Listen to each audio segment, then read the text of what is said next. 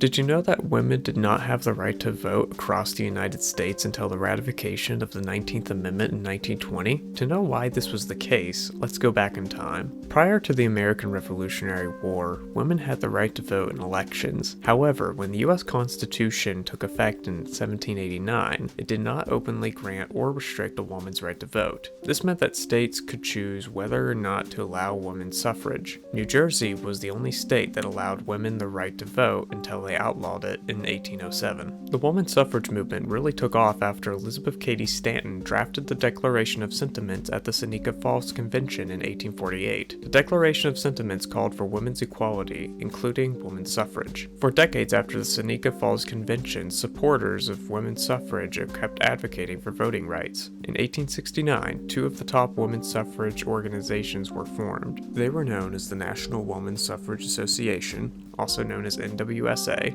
and the American Women's Suffrage Association, also known as AWSA. Though both organizations supported women's suffrage, their ways of achieving this goal were different. The NWSA was more confrontational and focused on national politics, while the AWSA focused on state and local politics and wanted to gradually build up to nationwide voting rights for women. When the 15th Amendment rolled around, the movement was split on whether or not to support the amendment because it only granted black men the right to vote and not women. The NWSA did not support the 15th Amendment because it did not allow women the right to vote, while the AWSA supported the amendment because they believed it was a step in the right direction. Eventually, in 1870, the 15th Amendment was ratified. Some progress was made towards national women's suffrage by 1878, when the NWSA, with the help of others in the suffrage movement, mustered enough influence to lobby Congress. Here, the House of Representatives voted in favor of proposing an amendment to give women the right to vote.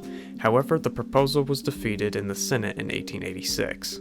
The two organizations eventually merged and became the National American Women's Suffrage Association in 1890. Some progress was made between 1910 and 1918 when several states legalized some voting rights for women. Prior to Woodrow Wilson being sworn into office, a large-scale suffrage parade took place in Washington, D.C. A variety of women walked in the parade, such as women doctors, nurses, farmers, college women, etc. Everything was fine for the first few blocks until men who were there to attend the inauguration the next day rushed into the streets, preventing the marchers from passing. The women were harassed by the onlookers as the police failed to take action. Many of the protesters were injured during the parade. In 1917, suffragists picketed in front of the White House advocating for Wilson to support voting rights for women. Some of the picketers were attacked by onlookers and arrested. Disgusted by what was going on, Wilson changed his mind from being against women's suffrage to for it. In 1918, Wilson gave a speech to Congress publicly announcing his support for women's voting rights.